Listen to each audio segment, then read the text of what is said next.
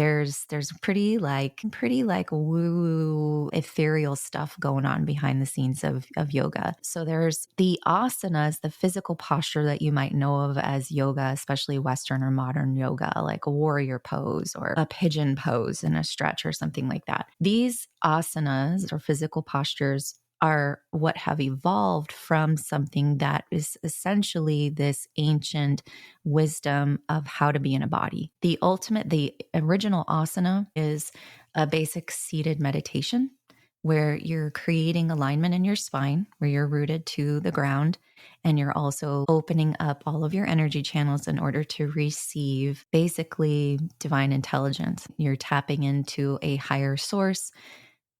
So essentially, the physical asana was developed in order to get the physicality of your body, and your mental bouncing monkey mind to sit still in order to meditate.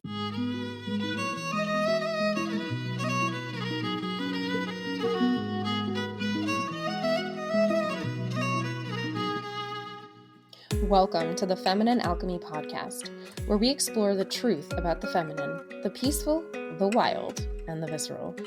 I'm your host, J.N. Behringer, joined by my co-hosts, Julie Dean Richards and Kaylee Rose. Each week, we explore the deep mysteries of the feminine and help listeners apply them to their daily lives in a practical way. Join us to unlock the hidden wisdoms your soul has been waiting for.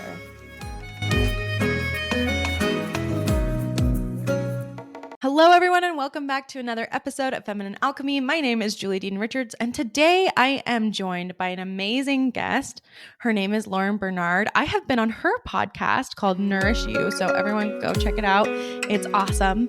But Lauren is very special, and we're going to get into all that she does, from yoga to astrology to women's circles, and talk all about that. But just so you get to know her a little bit better, Lauren is a vibrancy and presence-seeking mother, teacher, and spiritual guide who nurtures transformation. She blends her background in education, business, with the personal transformation she experienced adhering to a yogic life for the past 25 years.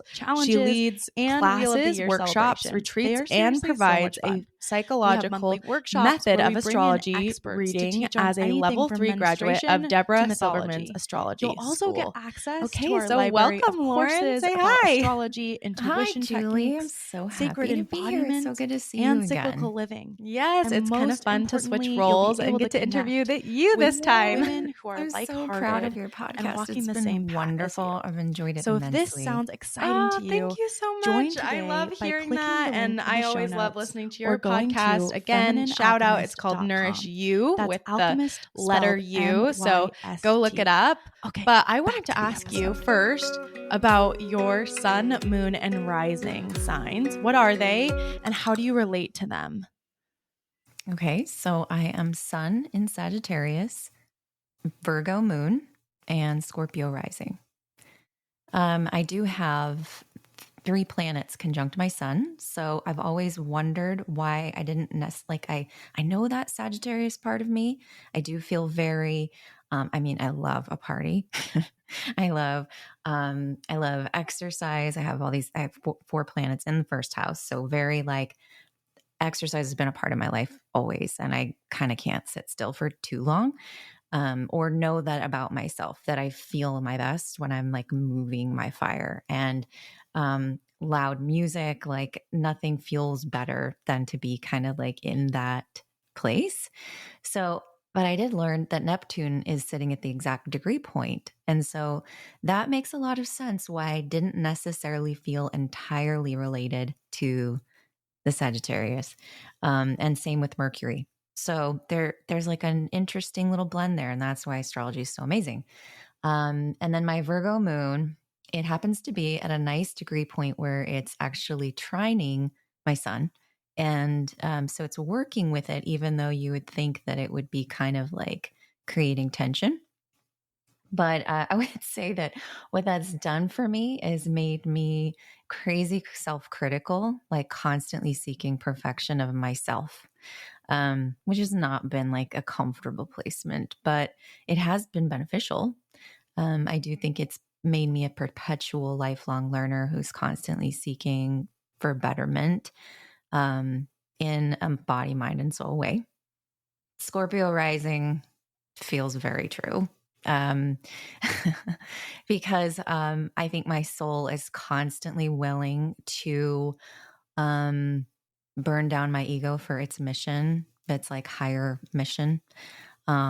It's willing to really do whatever it takes to create that transformation for the greater good and my higher purpose. And I'm very like intimacy is my jam. Not necessarily like for sure. I enjoy the sensual pleasures of life and partnership very much, but it's more about like creating like a very intimate connection one-on-one with people just through presence. So I think that's really special that you asked. Thank you. Yeah. And I can totally see all of those in you, all of those playing through.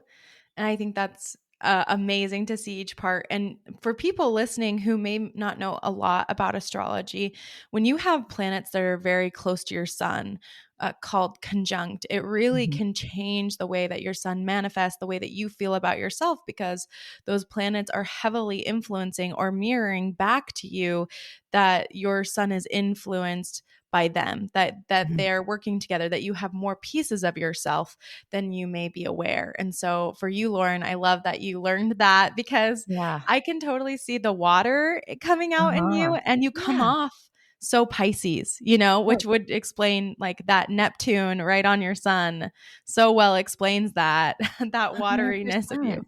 I've had people say that to me so many times. They're like, "You're a Sagittarius?" Hmm. Mm, Or like maybe you got it wrong, or and that's come from a yoga teacher and massage therapist that I've worked with who knows astrology really well. A woman who was really tapped into energetics that I did co-facilitated a retreat with, and she'd say, "I just get so much water from you," and I'm like, mhm, and then when I was like, well, okay, Scorpio rising, like that makes some sense. I do have Uranus like right on my ascendant conjunct, mhm, which is another like major thing. So I'm kind of a mhm, rebel. um, and yeah, like I have a very poetic way of speaking with Neptune and Mercury being conjunct who I am, and it's very much how I see myself. mhm. So it's a different flavor for sure. It's Yeah, pretty and I love fun. that. Well, I Yeah. love that because we can see and pick through all those pieces and the complexity. Every human is so complex. And that I think a lot of people Mhm. have issues with astrology because they're like, "Oh, you're just lumping everyone who's born in this month into Yeah. this one thing." And it's like, "No, actually there's so much more complexity than that going on for Right. those people." And if you don't feel like you resonate with your sun sign, there's always a reason. Like there's Mhm. always more under the surface. So I really love that. I love your story for that. And I would like to get a little bit deeper because you mentioned yoga and Mhm. a yoga teacher. And I know that you do teach yoga, and we haven't talked about it on the show yet. But can you tell us a little bit more about that? Like, what is yoga? Why did you practice it? Like, how did it change your life? What types are there? Just tell us the whole yoga deal. Okay, so brevity is not my forte. How much time do you have? This is a long one. Okay, so we'll start with my story. Like I said, really felt good moving my body, and maybe like Pisces are also very inclined to like dance, right? That feels very natural. So I was obsessed with gymnastics. I was actually thinking about this for some reason when I woke up this morning.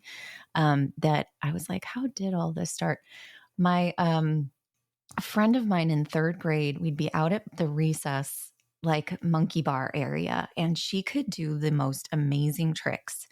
She could do what's called like a kip, but gymnastics, like if you've seen the uneven bars, she could like hop on there, and she was just so graceful and amazing. And it was like very profound for me. And I begged my parents to please sign me up for gymnastics class so I could do what Mandy was doing.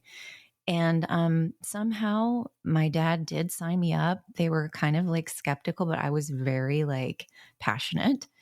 And I worked really, really hard. I wasn't gifted with like the body that my friend had to work super duper hard, but I just loved it. And my coaches were amazing. I loved the whole scene.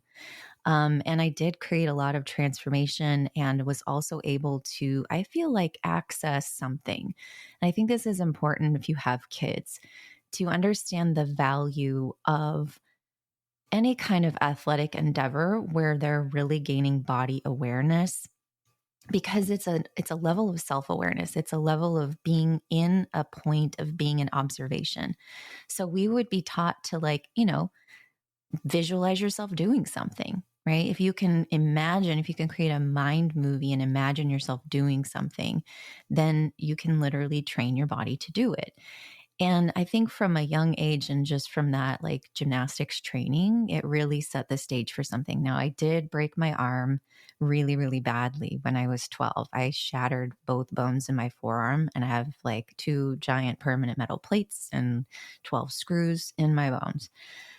I was That's your unable. Uranus, by the way. That's your Uranus on your ascendant right there. That's Mhm. it, 100%.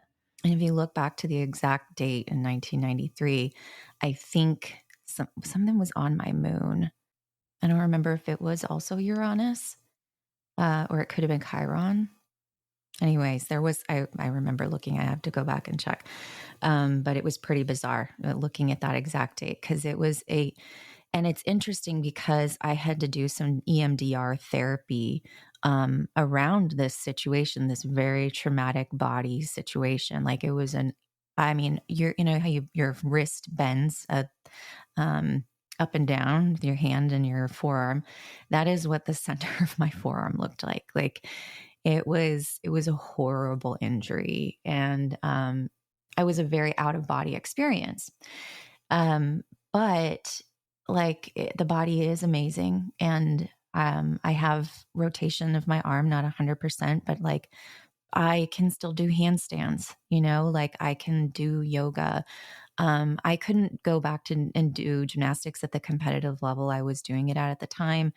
It really changed and altered the trajectory of my life. I ended up doing diving, I did cheerleading, I did dance from there on out. But when I got to college, I didn't pursue athletics in any kind of structured sense. And I was like, freshman year of college, I was totally lost. Um, there were a lot of things that went into that, but I just felt like I had been looking at life in black and white. My husband, to this day, we were dating through high school. We broke up for a semester, this particular semester in college. Um, I didn't have a super close relationship with my parents at the time. They were in my life, but there wasn't like a huge foundation. My dad sold the house I was living in, so I was literally kind of on my own. And I didn't know what I wanted to do. I didn't know what I wanted to be. I didn't know who I was. And I gained a bunch of weight. Like, I had been partying like crazy, just really lost, right? But on paper, it all looks okay. Like, I was a straight A student. Inside, I just was crumbling. So I got to a point where I was signing up for semester classes for the spring, and I'm like, I just knew that, like, man, I just miss me being in my body. I think if I go like do something, I might feel a little better, or I might like find groundedness. And I was like looking in the catalog, of elective classes, like, surely there's something. And there was a yoga 101 class. So I signed up for that because I thought, I think that's stretching. This was back in 2000. Like, it wasn't like, I mean, I think yoga was becoming more popular, especially I live in Arizona. Like, it was kind of a thing. Like, there were maybe some studios here and there, but it was not a huge thing like it is now in people's awareness.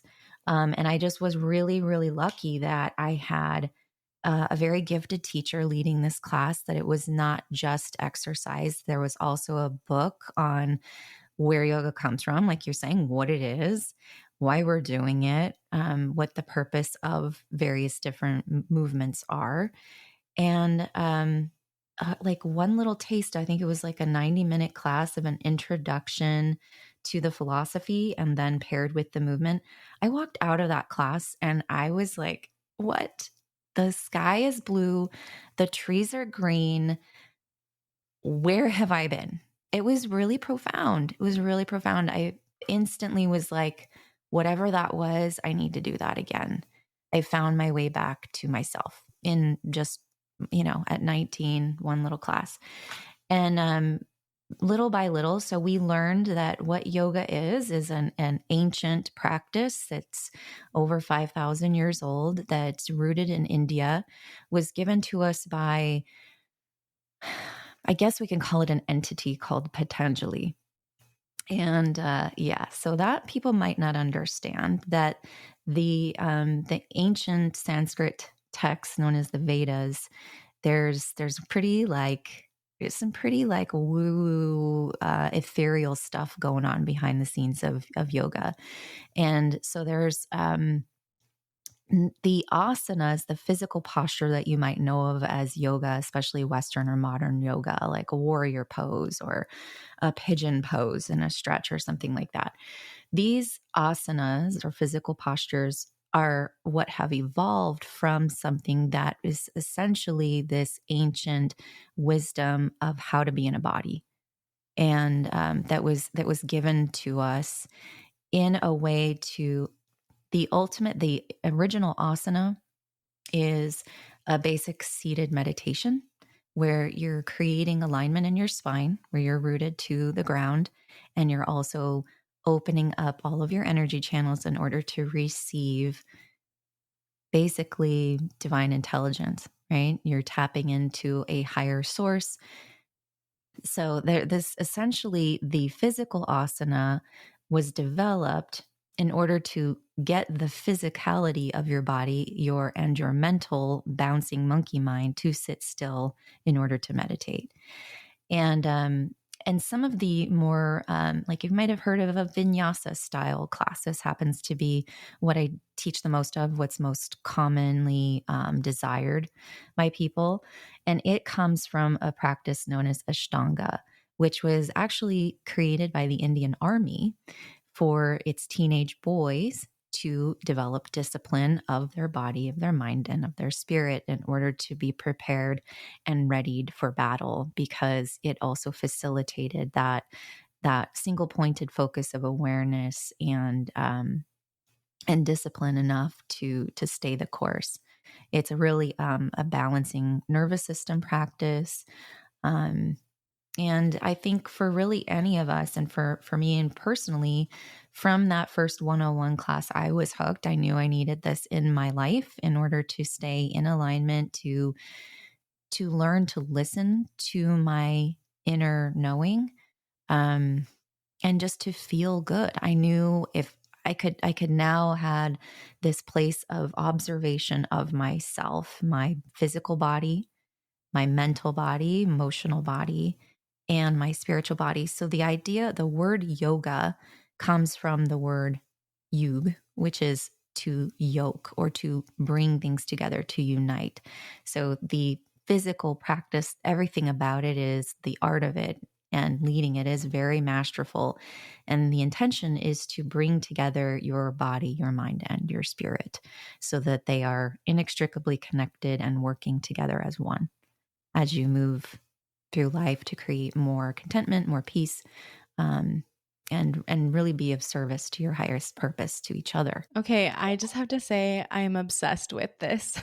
Okay. So There's so many other things I could say, but yeah, I am like loving it. I'm so fascinated because I have never heard someone actually go into like, this is exactly where it comes from. I mean, I know about Yogi Bhajan a bit because I've done Kundalini yoga. And so I've studied that a little bit, but I haven't like dipped into yoga. And the Capricorn part of me is like, now I must research everything. Like I need to know everything that you're saying, about this. And I'm sure people are fascinated. I wanted to make a comment about yoga having mystical beginnings, like where it comes from in a mystical way. I actually think that's beautiful. The wisdoms that we have in the world, all of them, it doesn't matter if you come from a Christian background, doesn't matter if you come from a Celtic background or shamanic or wherever you come from, everything has a mystical beginning. So if people feel uncomfortable with this idea that like, yeah, this was information given by God or some entity, some part of God,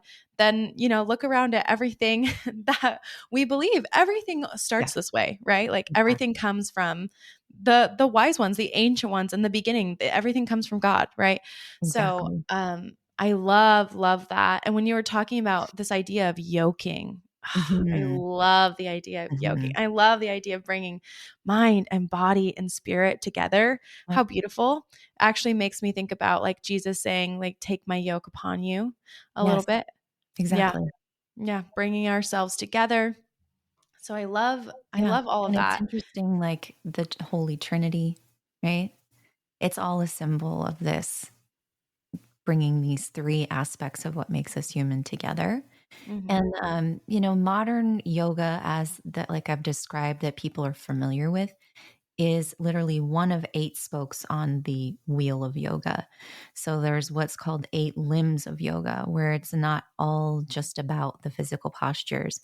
It's about like disciplines of like internally and things that you can do for your own personal life, things that you're in control of. And then there's things in how you interact with other people. There's like actual set disciplines to practice. There's these are called the yamas and the niyamas. And then there's learning how to have, like I said, this single pointed focus. So there's all these different things that ultimately are leading you to essentially a state of enlightenment. It's a whole lifestyle practice. It's a philosophy. It's a physiology. It's a psychology, and a lifestyle. So, and you don't have to, like, you can believe in Jesus. You can be Christian. You can be Buddhist. You can be Hindu. You can be atheist and benefit from the teachings of yoga. Hmm. Yeah. Totally. And can we, okay, Or since man we're or both, woman. yeah. Yeah. Or a Mormon. Yes. You can Yes. be any of the things. Mhm. Yeah. And I'm so curious. Oh, because also you live in Arizona, so there's probably Mhm. lots of LDS people around you, huh? Tons. Yes. Yeah. Yeah. Mhm. We have lots of people. I come from that background actually. I don't know if you knew that about Oh, I me. didn't know that. Of Yeah. course. I Yeah. tend to attract LDS and alcoholics for some reason. Who knew those would go together? That is so I great. don't I know. love that. I love it. Uh, I did want to cool. ask though, since we're both Scorpio risings, we get to talk about taboo things, and that's Yeah, like my most favorite. great. And I would love to talk about, because this might blow people's minds right now. I don't know if you've studied this, but have you ever studied the ancient traditions of Jesus going to India before? Yes, a little. And I'm also a student of Kabbalah recently in Mm, the last like year and a half or so. yes. And so, because I grew up Catholic Mm-hmm. and have been kind of raising my kids Christian woo woo because Mm-hmm. I like I'm obsessed with everything. And I also teach them about, I think knowing world religion, where it all comes from, like you said, understanding. And I'm also obsessed with like Ancient Aliens, this Mm-hmm. History Channel show. My husband and Mm-hmm. I've been watching that for years. Like I think it's so amazing. There's so many artifacts that were the beginning of written language that we really haven't been able to fully understand how that impacts our current reality as human beings and like our past. And so yeah, the story of Jesus is fascinating. There's a great book written by Deepak Chopra. Are you aware of this book? I think it's called The Third Jesus. He's one of the greatest yoga teachers of modern day, and in like a renowned way. He's got tons and tons of books and is full of wisdom.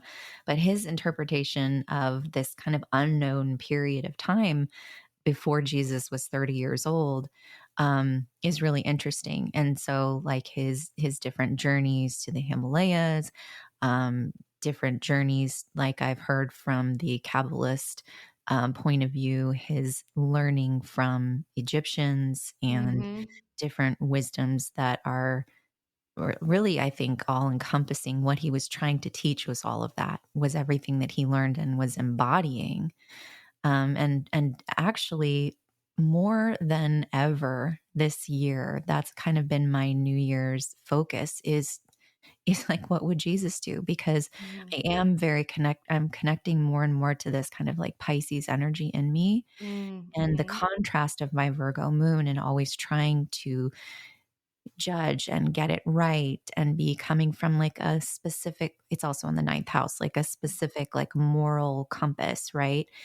And rather, how can we simply have more and more compassion for each other, for whatever it is, our viewpoints, our struggles we're going through? Because ultimately the word namaste in yoga, it means that place of peace and kindness in me honors that place of peace and kindness in you. And in that awareness, we are one.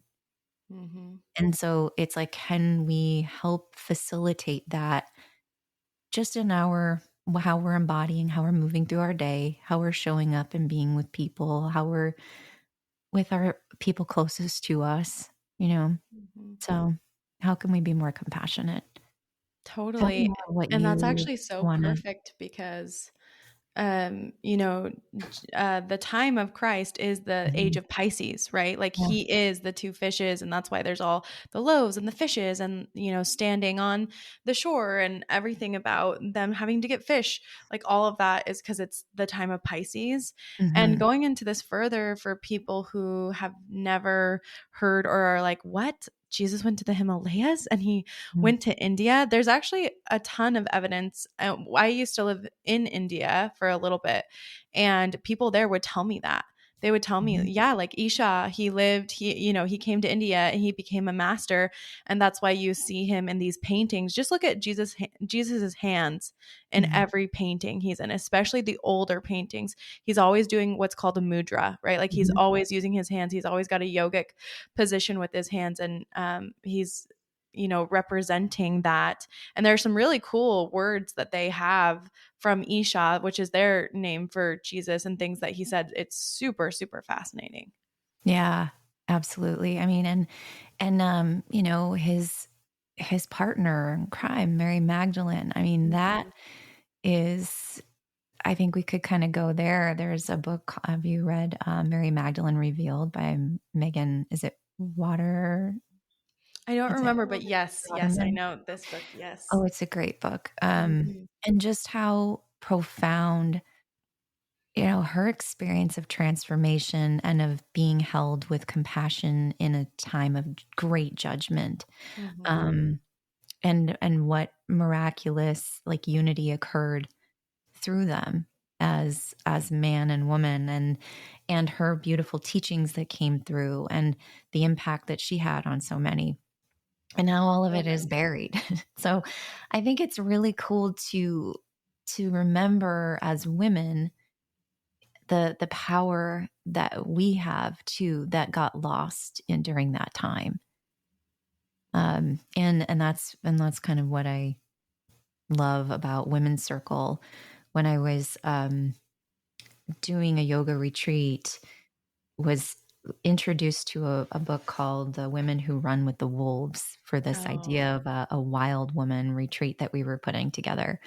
And that's where everything has kind of evolved for me out of this place. When I was younger, I also loved the red tent, this idea of biblical time women and the traditions, like old pagan traditions of women gathering before artificial daylight, and the modernization of sanitation, right? And how they would handle their cycles. And so yoga is also very cyclical, traditionally, and honors energies. And so I think like all these things have just kind of come together for me.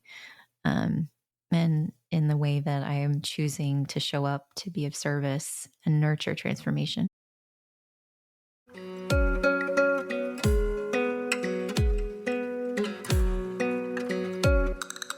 hey friends, it's Julie. I'm just popping in here real quick to tell you about a very special invitation we have for you. If you have been feeling deeply called to learn more about your feminine identity, or to see what feminine power really is, or you're just loving the podcast, then Kaylee and I would love to invite you to join our community, Feminine Alchemist. Inside, we host live monthly women's circles, challenges, and Wheel of the Year celebrations. They are seriously so much fun. We have monthly workshops where we bring in experts to teach on anything from menstruation to mythology.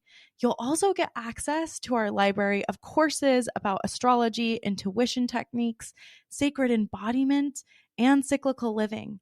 And most importantly, you'll be able to connect with women who are like-hearted and walking the same path as you. So if this sounds exciting to you, join today by clicking the link in the show notes or going to femininealchemist.com. That's alchemist spelled M-Y-S-T. Okay, back to the episode.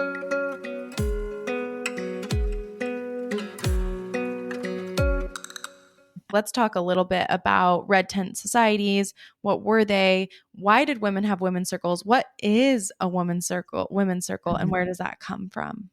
Yeah. So, I mean, if you want to unpack a little bit more, you've probably delved into this greatly, and love this on your podcast. But yeah, the red tent, like the idea of just having, like, can you imagine? Like, okay, we get 3 days, we get to hang out with our sisters, our mothers, our elders, our daughters, and just be in a place where we're tending to the the connection between women, to our body's needs for rest, for our emotional needs to listen and hold space for each other, and what's like in our emotional body, in our intelligence, in our hearts, in our minds, in our intuition, right? That comes from our body. I think we are so gifted with this physicality of actual shedding of physical matter. I'm in day 2 of my cycle. It's like really relevant. And sorry, Scorpio rising. Like, I think it's so amazing that we get to physically allow ourselves to release something, right? And it's like this, we, on a physical level, we're able to experience a renewal of some kind, right? And okay, well, now that is over, and what's new? And when you can take time to really be in rest during, or at least your 3 days of bleeding, and allow so much wisdom to come through. And that's also equivalent to the new moon energy. So if the sky is dark for a couple of days, this is a time that yogis say is like the bottom of the exhale. So if you take a big breath, that bottom of the exhale is like, right? Like, it's just naturally that energetic is what we experience, and how amazing it can lead us into really great insight into what we're wanting to begin. But to take rest to let those intuitions come in is really important. Or to take the time to process anything that's like lingering around, that's heavy in your subconscious, that you need to talk with, or you just need quiet. Like, in our modern world, do we give ourselves a day like, oh, this is my cycle day, like I'm not going to do much? I do, because as intentionally as I possibly can, as I try to track it, I try to pay attention and clear my calendar as much as possible, even if it's like the smallest bit. But most of us are never in that mindset. And I really think it's important for us to start educating each other as women about this, especially if you're an entrepreneur, if you're a mother, if you, have any kind of like goal that you're after.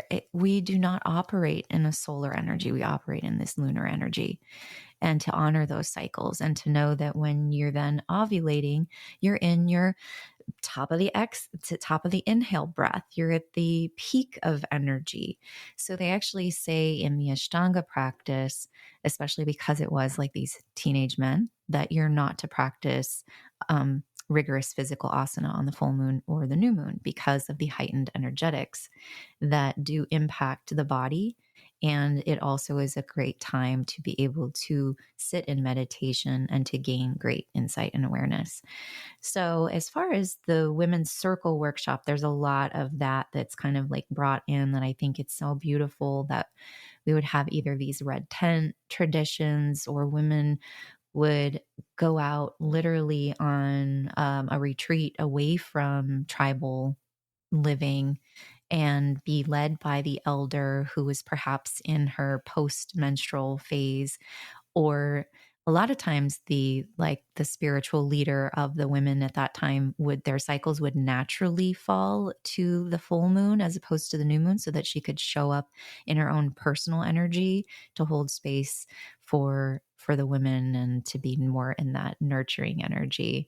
And I just think it's so important to gather, to have space held for you for whatever that monthly transformation that you're going through in a very micro way in your own body, in your own life, and to honor what's coming up, because everything is cyclical.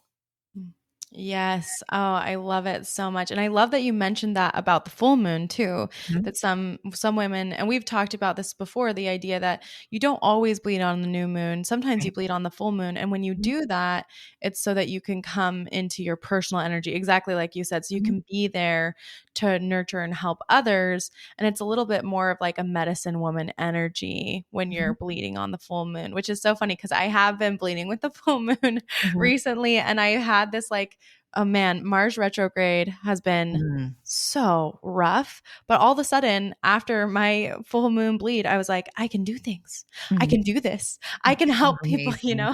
and that's what it's there for. And so I think it's amazing that you facilitate these.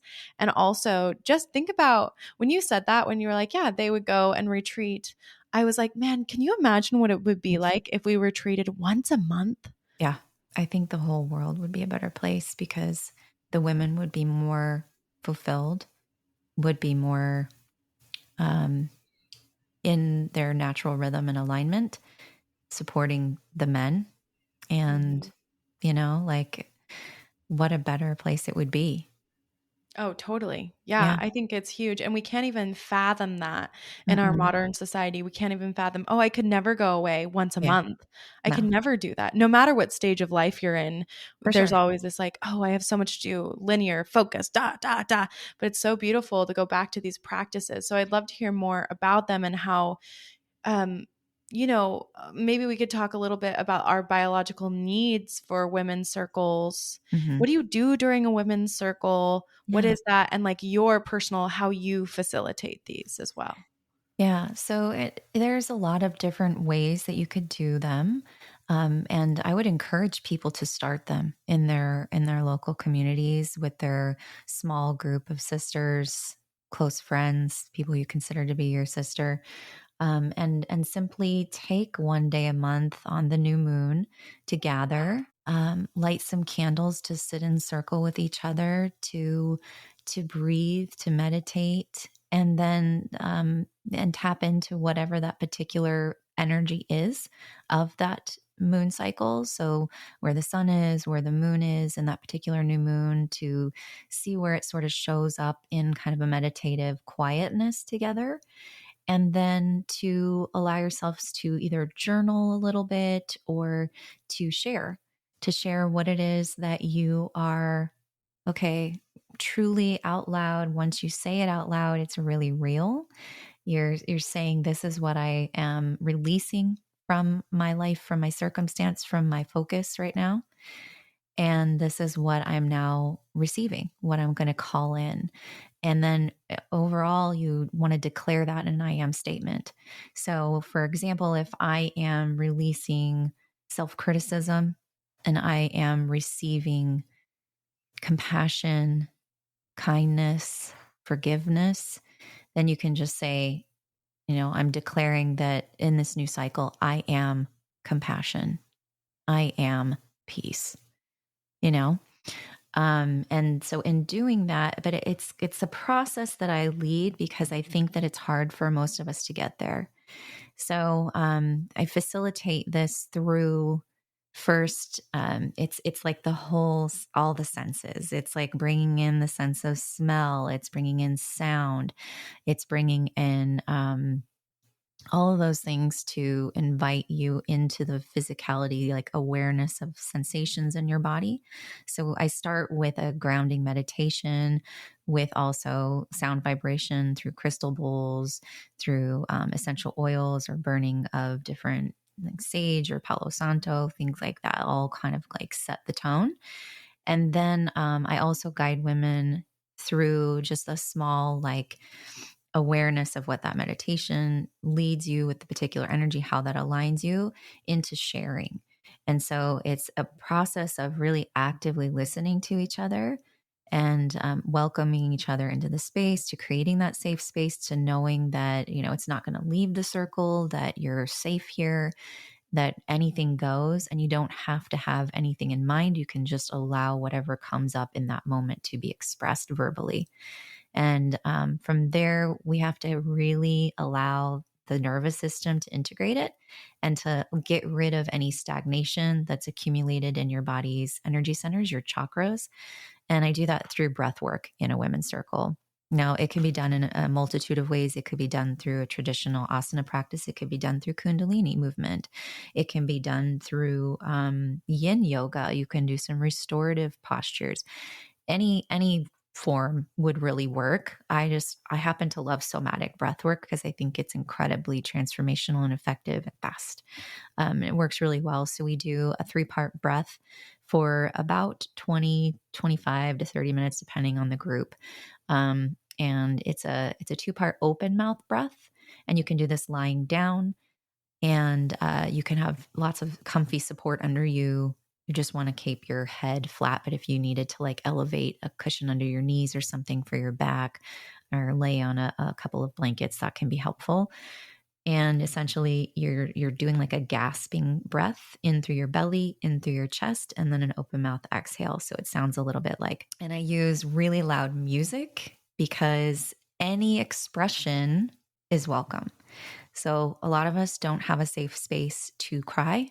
A lot of us don't have a safe space to scream, to just shake our body, to laugh if it feels stupid, that you're like needing to laugh about something that comes up in your breath work. So I think that having really loud, emotionally evoking music is powerful, along with a buffalo drum to guide the breath work. So it's pretty rigorous, but really anybody can do it, depending, you know, obviously in your medical state, you should check with a doctor depending on what you got going on and how complex it is. But because it creates some pretty weird sensations in the body sometimes, some pretty weird imagery, but it's incredibly powerful and visceral, and really does help to clear out any stagnation that might hinder you from really stepping into the I am. So from there, we just kind of share experience and anything else that might be coming up, and or allow yourself to emote anything else that you're holding on to. I mean, I think that's the biggest thing is like, you know, we like putting Band-Aids on PMS when really it's there. It's to awaken what you're suppressing, what your good girl is holding on to and not been societally okay. Because we need to go like howl at the moon. We need to go like let her out a little bit, you know? And then Totally. and integrate those pieces of ourself, that kind of like that wild woman that's in there. She has a purpose. Mm-hmm. Yeah. Totally. Yeah. And you and I have a shared friend, and Allison Canavan, Yeah. and you know, she does this breath work as well. And she did a session for me, and it's the first time I had done something like that.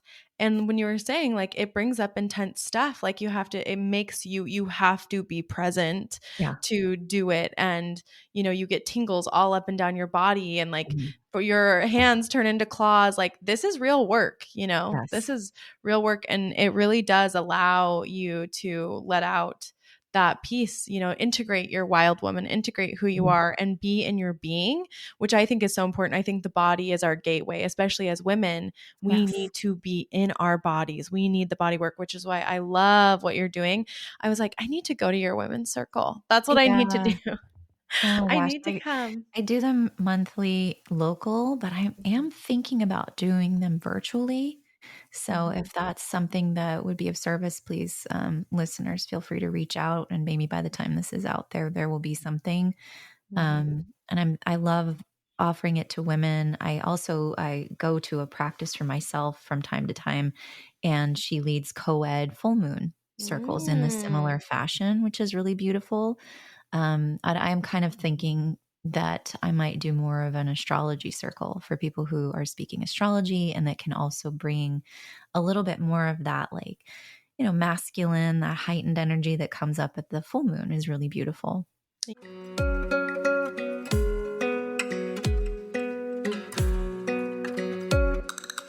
Hey friends, it's Jayan here. If you have been feeling really stressed out about the world lately, you are not alone. There's been enough crazy and fear flying around the internet that even I've been knocked off my rocker sometimes. But it's times like these that I'm really grateful for the tools I have to regulate my nervous system. I developed these tools for myself when I was going through the thick of it. My babies were young and I had a ton of repressed anger. And these tools helped me through other stressful times, including negotiating my own divorce, having difficult money conversations, and of course, the whole COVID experience. And I've put all these tools in a method I call the authentic self-care method. This is different than other self-care programs because it is a framework for you to find your special sauce when it comes to self-care. And let me tell you a secret. Step one is not take a bath, get a haircut, or go to the gym. Step one is regulate your nervous system. And that's exactly what we do inside the 3-in-1 membership.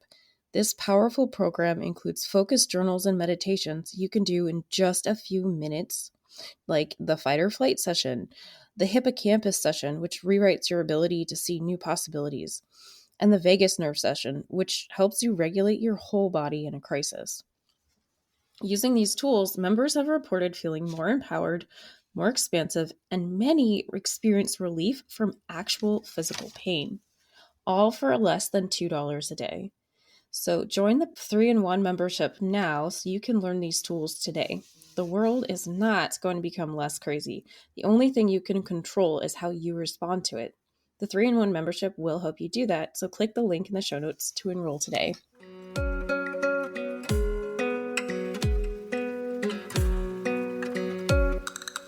Like how do you rejuvenate yourself? Like you're doing so much.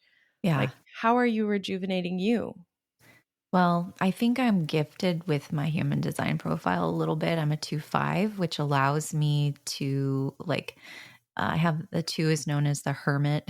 And so I kind of have to, like, there's a part of me that loves leading people, and there's a part of me that's just like, I need to come home. So I'm really intentional about knowing what my yeses are, and therefore the no's come easier. Like, my self-care at this point in time is non-negotiable. Everything falls apart if I don't take care of myself, if I don't spend some time in my yoga practice, whatever that looks like for the day, even if it's 5 minutes.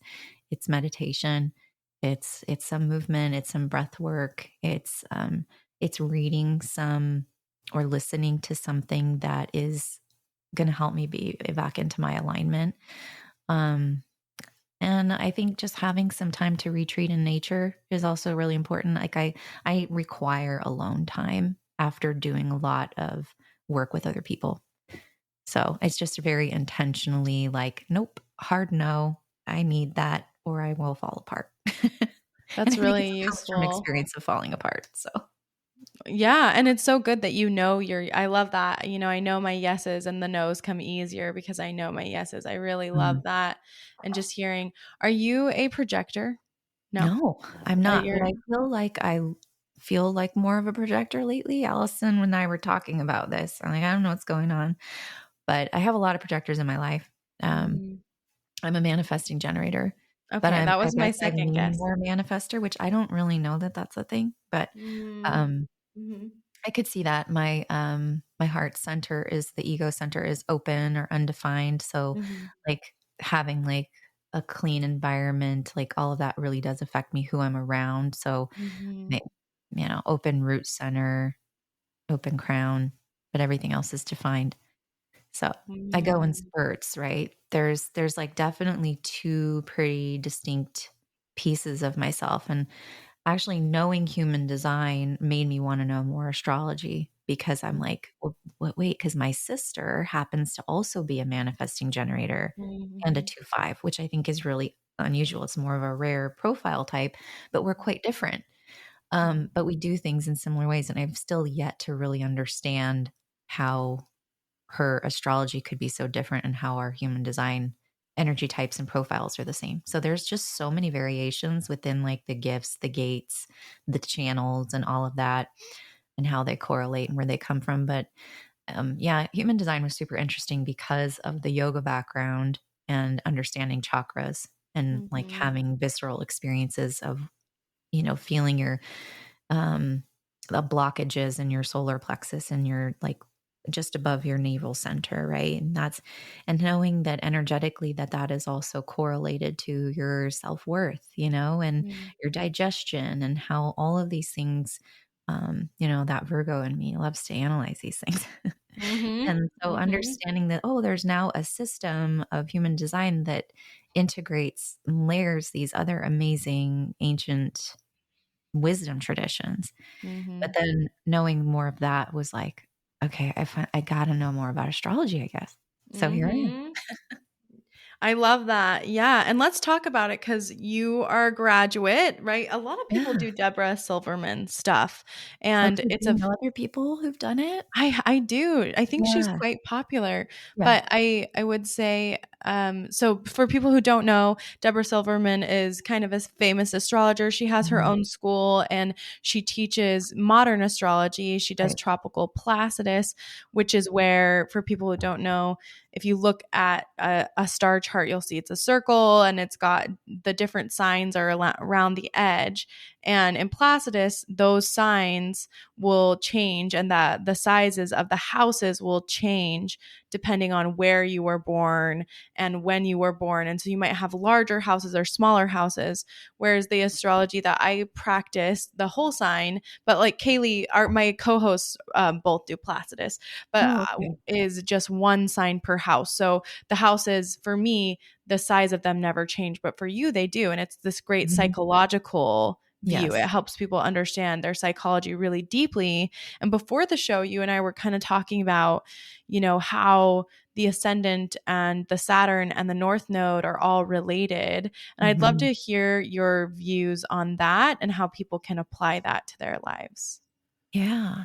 I think you really have to look at your placements in those three in particular to gain an understanding really of what your purpose is, of what your major life lessons are going to be, and kind of how to like anchor all of that into reality, into practical action. Because that's really what I was seeking. I wanted to just get a reading. And then I realized it was like a little bit more money. I could do the school and I love learning. So I was like, I'm going to do the school. I'm going to do level 1 so I can understand my chart. And then at the end of that, I was like, okay, I need to know more. And I had been kind of doing human design readings anyway. And then people were just asking me to do it. I'm like, well, I guess I probably should keep doing this. The universe sort of just gives you things. And what I've come to understand personally about mine, so I have the Scorpio rising, so like I described, I relate to it most in being my soul's mission is really to create kind of personal transformation that therefore has a value for everyone, that is serving ultimately everyone's source, greater good. So transformation is a big theme in my life and for what I'm supposed to do, right? So that's how I interpret that. My Saturn is in Libra. So I am in this journey of life. If I'm going from moment of birth to death on this little journey, the car I'm riding in is relationships, right? So everything that is going to happen is in relating to others. And however, my purpose would show up, I just feel like that's got to be a big theme, right? Because it's Saturn. It's something that you agreed to do when you decided to incarnate and have this life. And the North Node, I felt particularly interesting. I actually did an episode on this in depth. If anybody wanted to go look at Allison Cullen's You Do Woo, I know you've been on that show as well. She and I talked about the nodes, and especially like relevant to how they've recently switched, but how your own individual node is kind of like a key to enlightenment, which that terminology that Deborah uses definitely like sparked the yogi interest in me, because I'm like, yes, can I just get it right? Can I learn how to be an ascended master this time so I don't have to go through all this pain and again and again and again? And I didn't believe in reincarnation a couple of years ago, just so you know. So things have really, really shifted for me.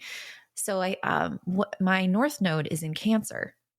So understanding North Node and South Node was fascinating to me, because I had been wondering for a while now. I've been trying to pursue this entrepreneurial passion career for more than a decade. I have a background as a school teacher, so education, like being a teacher, is something I knew I was here like as a calling to do, but I got incredibly frustrated. You don't really have Uranus on your ascendant and do things typically.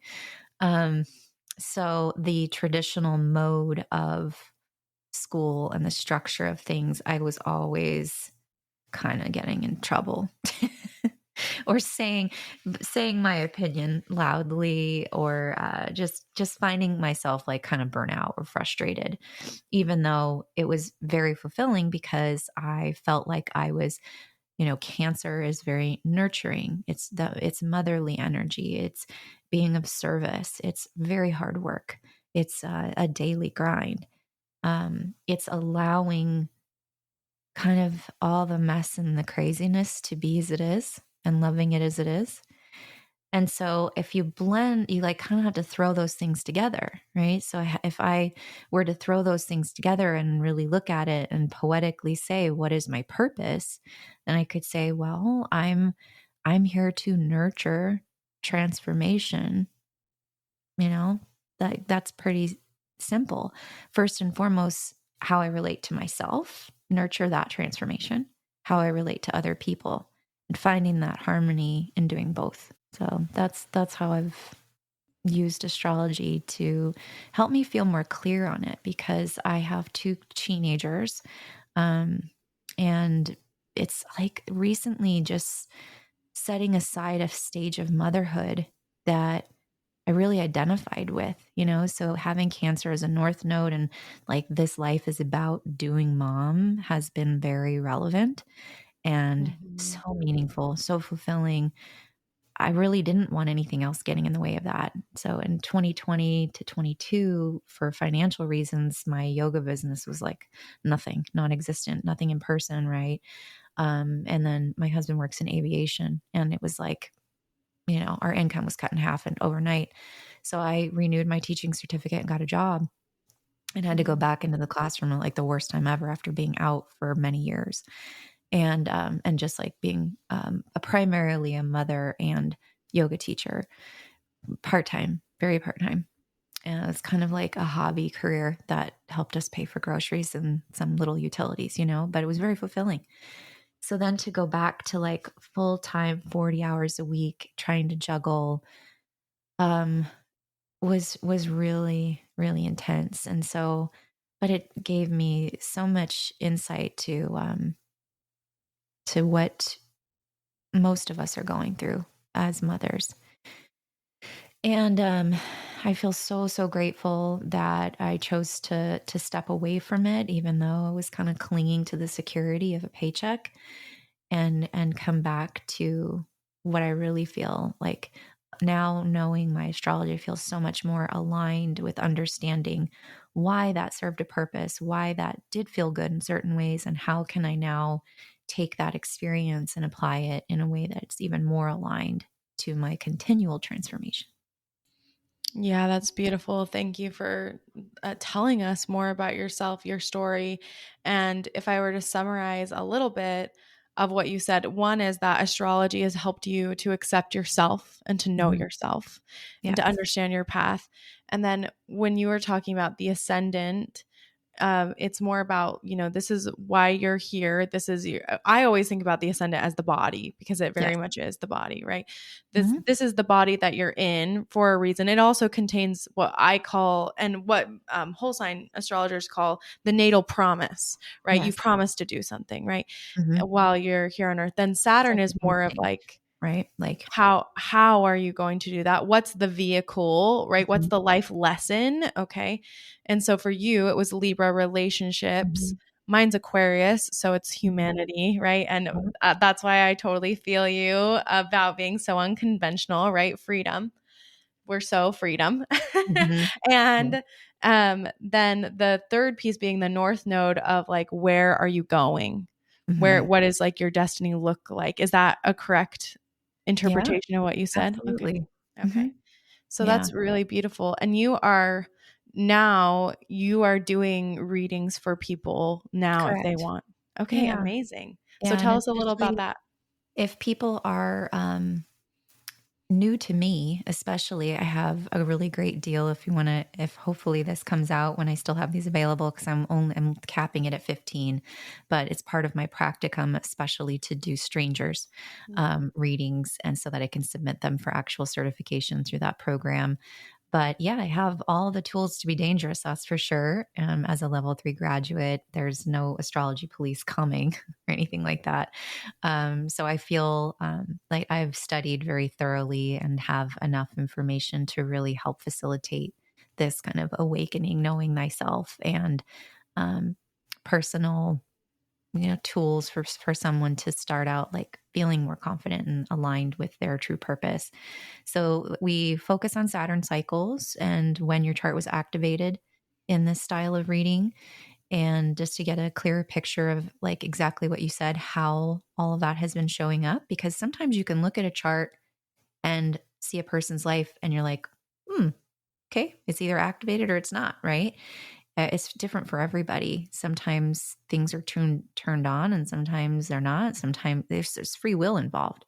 So we kind of like to see where it's like a checkup. Where is everybody at? And it guides the rest of the reading. And then from there, we go through your three luminaries and describe your character. So your sun, your moon, your rising, any particular aspects, like we talked about how mine with like having planets conjunct can really heavily influence and shade that or change that or make it unique. Um, and then like things that might stand out in the chart, if there's some major like geometric configurations that have significant meaning about your energy. And then I'll go through your, essentially at that point, kind of talk about what's current, what transits might be impacting you at that moment. And this style of reading, I love it because it is a dialogue. It's something that creates that intimacy. And and you can definitely tell me, because I want to do one with you because I'm curious more about the Vedic astrology, the yogic tradition that sounds like more ancient and aligned with what you do. So I think there's value in all of it. But what's cool about this particular style is, like I said, she teaches from being a psychotherapist first and foremost, and an astrologer second. And so she just found it to be better than traditional psychotherapy. And with my desire to help facilitate intimacy and transformation in people, I found that this like having this tangible chart and these planets as like representations for people to unpack some psychological stuff that's going on, and through dialogue and holding space, some really beautiful things come up. And this my first reading that I did for the level 2 was like a practice client that they gave us. And seeing her moved to tears by giving her permission to have more water, since her water is a missing element, and to talk to her a little bit more about that really being her purpose. It literally unlocked something in her, and that's a very gratifying thing to do for me personally, but also like if that's a way that I can be of service to someone, I think it's really, really valuable. Yeah, I agree. There's nothing like it, right? When you work with a client and they have something unlocked and you just see it move them and it Yeah. moves you. And like when you can feel that moving through you, you can feel spirit. I would say, you can feel the spirit moving through you to that Exactly. person and you touch them. And, it's more than just a reading, it's more than just where I'm looking at a chart and I'm telling you Right. these things. It's so transformational, It's like you not, said. yeah, I think it's funny because people are like, oh, do you want to do my horoscope? And I'm like, yeah, it's not really just that. It's, I want to talk to you through the language of God. Yeah, exactly. Can we Totally. see, can we translate the language of God and maybe interpret what your soul signed up to do? That's Yes. what I want to do. I love it. I love it. Yeah. Every time we talk, Lauren, I'm always like, yes, I feel the connection, that Yeah. Scorpio rising between the two of us. So connected, so many Mhm. similar values. And you heard the girl. She's amazing. Go catch one of those 15 spots and go through Yeah. this reading with her. Check her out, check her women's circles out. Where can people find you? Definitely on Instagram. You can come over. I think I'm lauren.c.bernard on Instagram. You can go find Nourish You, like a play on university, just an uppercase U, really where any podcasts are found, Spotify, Apple. I'm not on YouTube yet because there's a whole thing, like you said, with mom life and finding that balance and video. But yeah, you can check out the podcast. You can check out Instagram. That would be great. I'd love to stay Amazing. connected. I'll be doing some retreats in the future. So yeah. Amazing. Well, look out for those. And I'm sure we will be seeing Lauren again. But thank you so much for everything you've Yeah. given. This is such a rich conversation, hit on so many beautiful points. Is there anything you'd like to leave our audience with? You are enough. You're here. You're enough. That's all. More beautiful words have not been said. All right, everyone. Have a great week, and we'll see you next time. Thanks, Julie. You're so welcome. Thanks so much for listening. I hope you enjoyed this episode as much as we did. Please make sure to give us a 5-star rating wherever you are listening and share with someone you know. See you next week.